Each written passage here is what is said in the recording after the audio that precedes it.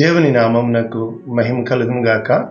ప్రభునందు ప్రియులరా, మన ప్రభువు రక్షకుడునైన క్రీస్తు యేసు పరిశుద్ధ నామములో మీ అందరికీ శుభములు. 24వ తేదీ జనవరి మాసము 2025వ సంవత్సరం. ఈరోజు ఇది వాగ్దానము కాదు, ఇది నీకిస్తున్న సందేశము కాదు, కానీ నీతో నాతో మన జీవితంలో ఒక భయంకరమైన దినము రాబోతుంది. ప్రతి ఒక్కరి జీవితంలో జరగబోయే ప్రవచనము ఇక్కడ మనకి ఈరోజు ఇవ్వబడిన వాక్య భావం ఏమిటి అని మనము చూస్తే, చక్కటి వాక్యము. ఎంత చక్కటి వాక్యము అంటే, నాకు దప్పి అయినప్పుడు చిరకను త్రాగనిచ్చిరి. నాకు దప్పి అయినప్పుడు చిరకను త్రాగనిచ్చిరి. కీర్తనలు 69:21. పూర్తి వచనము, వారు చేదును నాకు ఆహారముగా పెట్టింది, నాకు దప్పి అయినప్పుడు చిరకను త్రాగనిచ్చిరి. ఈ కీర్తన దావీదే రాశాడని చెప్తారు. ఈ కీర్తన ఇంగ్లీష్లో ఏ విధంగా ఉందో ఒకసారి చూసి ముందు వెనక మనం చూస్తే, Psalms 69:21, English Standard Version. They gave me poison for food. వారు నాకు విషాన్ని ఆహారంగా ఇచ్చారు. And for my thirst they gave me sour wine to drink. నాకు దాహం వేసినప్పుడు ఆ చేదైన ద్రాక్షారసము నాకు ఇచ్చారు. దీన్ని సోర్ వైన్ అన్నారు, వెనిగర్ అన్నారు. ఇంకా చెప్పాలి అంటే వాళ్ళు ఏవేవో రాశారు. కానీ ఇక్కడ ఏ సందర్భంలో రాయబడుతుంది, దావీదు ఏ సందర్భంలో చెప్పాడు అనేది మనం ఒక్కసారి మన జీవిత అనుభవంలో, ఇక్కడ దావీదు రాసిన ఈ కీర్తన 69 చాలా చాలా చాలా ప్రాముఖ్యమైన కీర్తన. కారణం ఏంటంటే, 9వ వచనము ఎంత స్పష్టంగా నెరవేరింది. అదే విధముగా ఎన్నో వచనాలు ఈ యొక్క లేఖన భాగంలో నెరవేరిన. 9వ వచనము, నీ ఇంటిని గూర్చిన ఆసక్తి నన్ను భక్షించుచున్నది, నిన్ను నిందించిన వారి నిందలు నా మీద పడి ఉన్నాయి. చాలాసార్లు మనం అంటాం కదా, దేవుని సేవలో నింద అంటే మనం తట్టుకోలేము కదా, మన గురించి చెడుగా చెప్తుంటే మనం తట్టుకోలేము కదా. ఇదిగో, నీ ఇంటిని గూర్చిన ఆసక్తి నన్ను భక్షించి ఉన్నది. ఇది పదే పదే యేసుక్రీస్తు వారి పరిచర్యలోను, ఇర్మియా పరిచర్యలోను, ప్రవక్తల అందరి జీవితంలో అది బగబగ మండుతూ ఉంటుంది. ఆ సువార్త చెప్పకపోతే శ్రమ, బ్రతకలేము, ఉండలేము, నిలబడలేము, కూర్చోలేము, ఉపవాసం ఉండి కన్నీరు విడవగల నింద. కనుక ఈ కీర్తన 69 అంతా కూడా నిందలు, అవమానాలు, అపహాస్యాలు, మన గురించి చెడుగా మాట్లాడము. కనుక 13 నుంచి ఏమంటున్నాడంటే, అనుకూల సమయమున నేను నిన్ను ప్రార్థించున్నాను, నన్ను రక్షించుము, ఊపిలో నుండి నన్ను తప్పించుము, దిగిపోకుండా పగవారి చేతిలో నుండి, అగాధ జలములలో నుండి. కనుక ఇక్కడ చాలా భావాలు రాస్తాడు, చాలా భావాలు రాసుకుంటూ, ఎందుకయ్యా నాకు దూరం అయిపోయావు, నువ్వు లేకపోతే నేను బ్రతకలేనయ్యా, నీవే నాకు ప్రాణమయ్యా. 19 అంటాడు, నింద, సిగ్గు, అవమానము నాకు కలిగి, నువ్వు ఈ మార్గం గుండా వచ్చావా, నేను నడిచి వచ్చాను. నా విరోధులు, అది విరోధులు కాదు, దేవుడే. శత్రువులుగా చేసేవాడు దేవుడే, మిత్రులుగా చేసేవాడు దేవుడే. 20 అంటాడు, నిందకు నా హృదయము బద్దలాయను. నీ మనస్సు పగిలిపోతేనే దేవుడు వస్తాడు, నీ మనస్సు విరిగిపోతేనే దేవుడు వస్తాడు. నీ మనస్సు, నా దగ్గర ఉన్న కొంతమందిని అడుగుతాడు, నీకు ఇంత వయసు వచ్చినా నువ్వు ఇంకా నిజం తెలుసుకోవా, ఇంకా నేను చిన్నదాన్నే అంటావా? అయ్య బాబోయ్, మనం ఎంత అయ్య బాబోయ్ మాటల్లోకి వస్తే వీళ్ళు ఎలా ప్రవర్తిస్తారంటే సిటీ హై క్లాస్లో ఉన్నట్టుంటారు వీళ్ళు. మనకి తెలీదా? ఒక్కరోజు కువైట్లోంచి పంపించేస్తే మనకు తెలీదా? మన బ్రతుకు విలువ మనకు తెలీదా? 10 మంది ముందు పైన ఆడంబరం, లోపల పైన పట్టారు, లోపల అవసరం.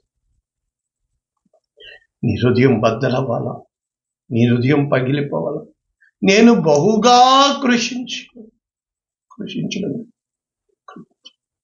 కరుణించుకుని వారి కొరకు కనిపెట్టుకుంటుంది కానీ ఎవ్వరు లేక, వదార్చు వారి కొరకు కనిపెట్టుకుంది ఎవ్వరూ కాదు. ఇప్పుడు చెప్తున్నాడు, నేను చేసిన మేలే, నేను నడిచి వచ్చిన మాటలు ఏమైనా, ఏం జరిగింది నాకు ఇలాగా, ఎందుకు జరిగింది? ఇక్కడ ఎన్నో ఉన్నాయి కనుక ఇవి వాళ్ళకి తిరిగి చెప్పుతున్నట్లుంటాయి.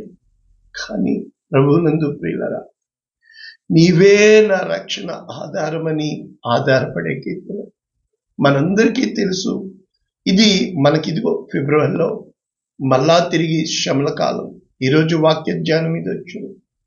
ఇది స్పష్టంగా యేసుక్రీస్తు ప్రభుల వారిలో 4 సువార్తలు రాశారు. త్వరగా చూసేస్తే యోహాను సువార్త 19వ అధ్యాయము 28.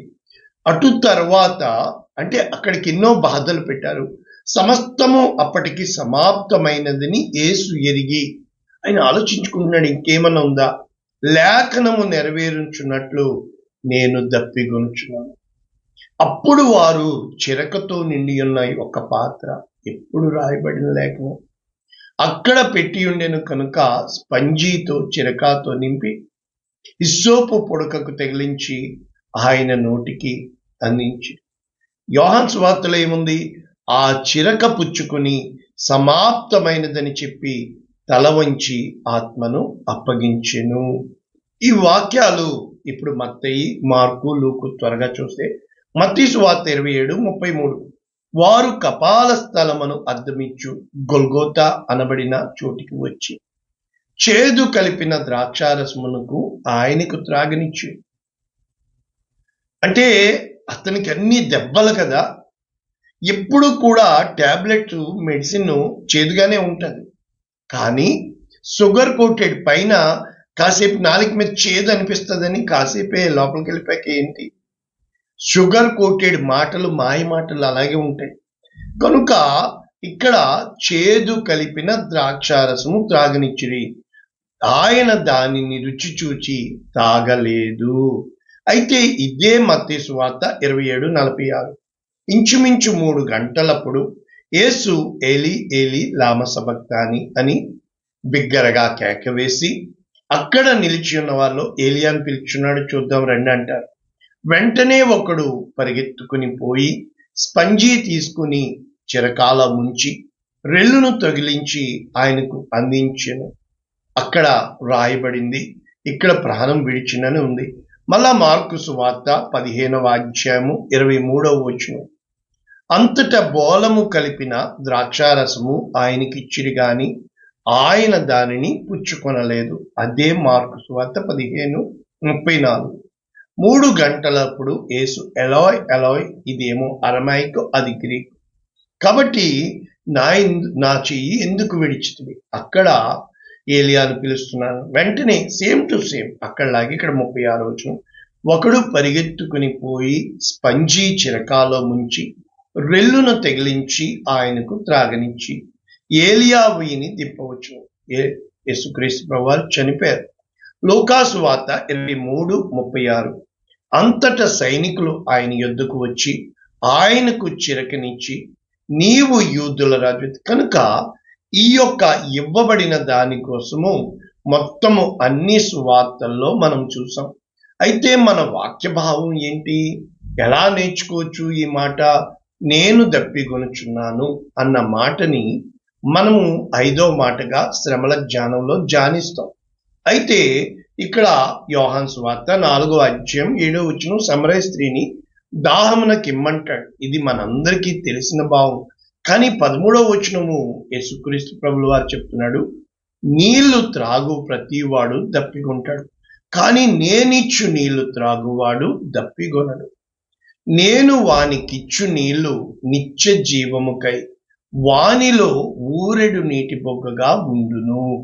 కాబట్టి ఊరెడు నీటి బొగ్గ అంటే ఇశ్రాయేలీలు దాహం వేస్తుంది అంటే బండ నుంచి మధుర జలాలనిచ్చిన దేవుడు, వారి కోసము సమస్తము చేసిన దేవుడు, సృష్టి యావత్తు చేసిన దేవుడు మరి యేసుక్రీస్తు ప్రభు ఆకలి వేస్తుంది అని చెప్పాడా? యోహాను సువార్త 21వ అధ్యాయము 5వ వచనం. ఆయన చనిపోయాడు, సమాధి చేయబడ్డాడు, తిరిగి లేచాడు ఆత్మ. యేసు పిల్లలారా, భోజనమునకు మీ యొద్ద ఏమైనా ఉన్నదా అని వారిని అడిగాడు. ఏమీ లేదన్నారు. ఆత్మలు దప్పిగుంటాయి. ఎంతో మంది వచ్చి దాహం ఇంతెంత నీళ్లు తాగేసి వెళ్తారు. ఆత్మలు అన్నం తింటాయి. ఇది సత్యం. ఇది నాది ఆత్మ పరిచర్య. మీకు చెప్తే అర్థం కాదు. అది అర్థం చేసుకోవడానికి ప్రయత్నిస్తే అపార్థం చేయం, అపహాస్యం చేయం, ఎదుటివాడిని నిందించం, దేవుని కృప మీద ఆధారపడతాం. అయితే ఒకసారి ఈ దాహం కోసం మనం చూస్తే దేవుడు మనల్ని మట్టిలోంచి చేశాడు కనుక ఆ యొక్క మట్టి దేని నుంచి చేశాడు? జలాలు, అగాధ జలాలు. సృష్టి ఆ భూమిని జలములలోంచి ఆరిన నేలను చేశాడు, కానీ నేలలోంచి జలాలను తీయలేదు. జలాలనే భూమిగా మార్చాడు. మన యొక్క శరీరంలో జలము ఎక్కువ శాతం ఉంది. అది రక్తం రూపంలో. అదే ఏమన్నా సెప్టిక్ అయితే చీముగా మారుతుంది. అదే మీకు అన్నీ తెలుసు కదా. ఆయన్ని పొడిచినప్పుడు చీము రక్తం కాదు, ఇంకా నీళ్ళేమీ లేవు. అంటే ఆదికాండము 16వ అధ్యాయం 7వ వచనం. హాగర్ని ఇంటిలోంచి పంపివేయబడినప్పుడు ఎక్కడ కలిశాడు దేవదూత తెలుసా? యెహోవా దూత అరణ్యములో నీటి బొగ్గ యొద్ద, శూరు మార్గములో బొగ్గ యొద్ద ఆమెను కనుగొని, చూచుచున్న దేవుడవు నీవే అని పేరు పెడుతుంది హాగరు. అదే విధముగా ఆదికాండము 21వ అధ్యాయము 17వ వచనం. దేవుడు ఆ చిన్నవాని మొరను వినెను. అప్పుడు దేవుని దూత ఆకాశము నుండి హాగరును పిలిచి, హాగరు, నీకేమి వచ్చింది? దేవుడు వాని మొర విని ఉన్నాడు అని చెప్పినప్పుడు అక్కడ దేవుడు హాగరు కన్నులు తెరిచెను గనుక నీళ్ల ఊట చూచి, అప్పటి వరకు చనిపోతున్నాడు, ఈ పిల్లవాడి చావు నేను చూడలేను. మనమంతే కదా. ఆయనే జీవజలముల ఊట కనుక ఆ తిత్తిని నీళ్లతో నింపి చిన్నవానికి ఇచ్చింది. కనుక ప్రభువునందు ప్రియులరా, బెయే లహాయిరోయి అని పేరు పెడతారు. చూచుచున్న దేవుడవు అని పేరు పెడతారు. ఒకసారి సంసోన్ జీవితంలో ఏం జరిగిందో చూసినప్పుడు న్యాయాధిపతులు 15వ అధ్యాయము, అక్కడ ఆ యొక్క సంసోను గాడిద దవడ ఎముక తీసుకుని 1000 మంది ఫిలిస్తీయుల్ని చంపేస్తాడు. అప్పుడు వారందరినీ గొప్పగా పోసిన తర్వాత అతడు రామత్లహి అని పేరు పెట్టాడు. అయితే మిక్కిలి దప్పిగొనినందున యెహోవాకు మొర్రపెట్టి, నీవు నీ సేవకుని చేతి వలన ఈ గొప్ప రక్షణ దయచేసిన తర్వాత నేనిప్పుడు దప్పిచేత చచ్చి సున్నతి పొందని వారి చేతిలోనికి పడవలనా అని వేడుకొనగా, దేవుడు లేహీలో ఉన్న ఒక గోతిని చీల్చెను. దాని నుండి నీళ్లు బయలుదేరెను.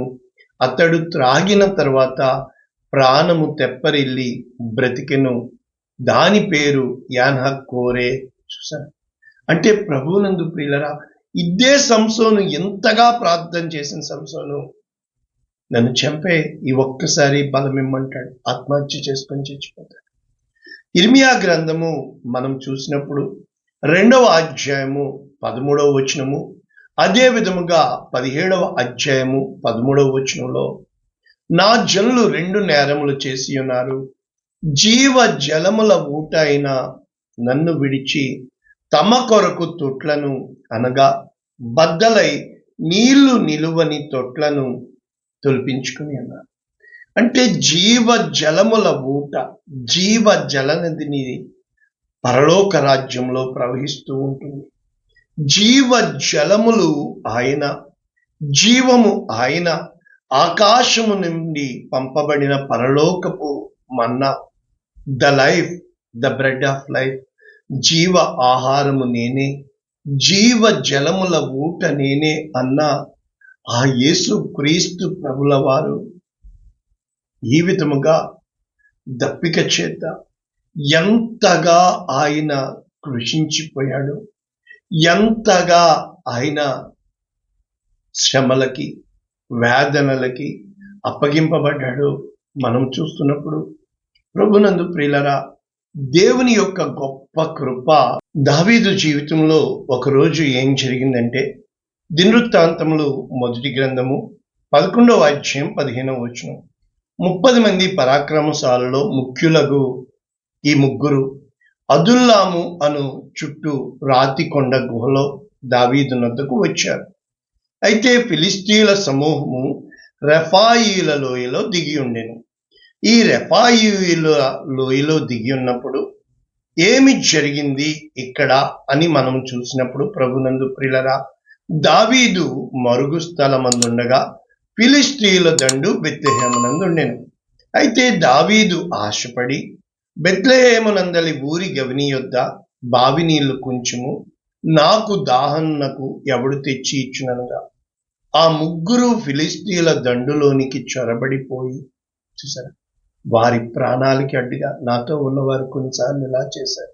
కర్ఫ్యూలో, లాక్డౌన్లో బెత్లెహేము ఊరి గవిని యొద్ద బావి నీళ్లు చేదుకొని దావీదు నొద్దకు తీసుకుని వచ్చి, అయితే దావీదు ఆ నీళ్లు త్రాగుటకు మనస్సు లేక యెహోవాకు అర్పితముగా వాటిని పారబోసి, నేను ఇలాగు చేయకుండా నా దేవుడు నన్ను కాచునుగాక, ప్రాణమునకు తెగించి ఈ నీళ్లు తెచ్చిన ఈ మనుష్యుల రక్తమును నేను త్రాగుతున్నాను.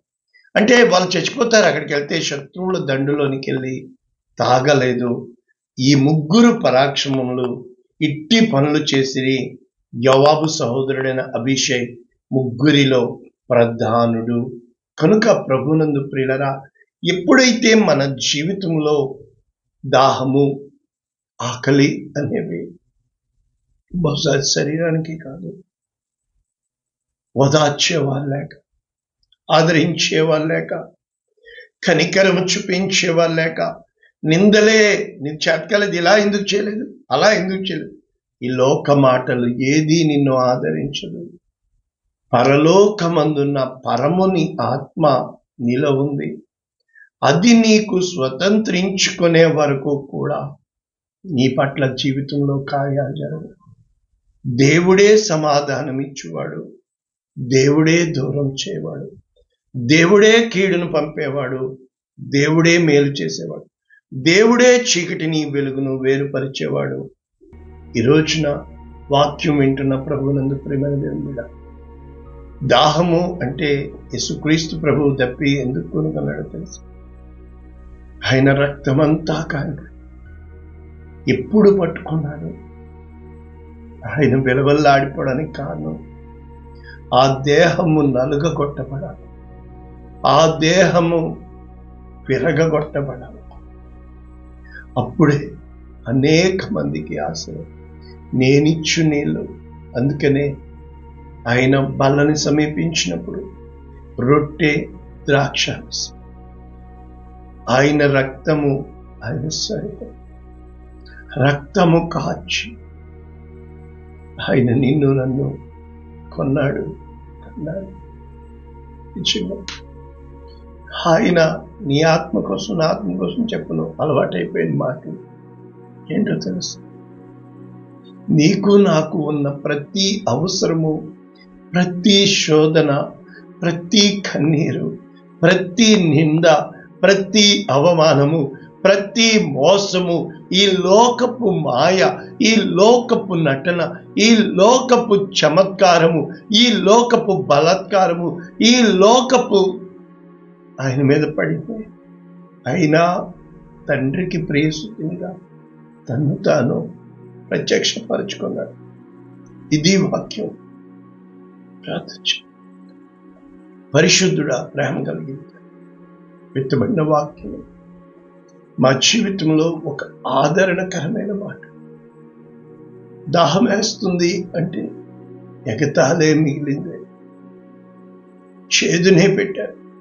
లోకం ఎప్పుడూ చేదునే పడి మమ్మల్ని ఎవ్వరూ అర్థం చేసుకోరు. ఈ వాక్యం వింటున్న వాళ్ళు కూడా వారిలో ఒక భావం ఉంది. అది ఎప్పుడైతే ఆ భావంతో కాక నీ యొక్క ఇచ్చే హృదయముతో ఈ వాక్యం వింటే అర్థమయ్యే విధముగా చేయమని. అయా, ఉప్పు నీటిలోంచి మంచినీరు రావుగా, అలాగే మారా నీటిని మధురముగా చేసే దేవుడు, ఆ జీవజలముల ఊట నీవని, సమస్తము నీవై ఉన్నావు. కప్పిసరంతా గుక్కెడు చన్నీళ్ళు నీకు దొరకలేదు. నువ్వు ఆత్మను విడిచిపెట్టావే, దాహంతోనే ఆత్మ వెళ్ళిపోయిందే. నీ కృపాహస్తాలకి యేసు అతి శ్రేష్టమైన నామమున వాక్యం వింటున్న ఒక్కొక్కరిని పేరు పేరు చెప్పు దీవెన పలుకుచున్నాము. ఆమేన్.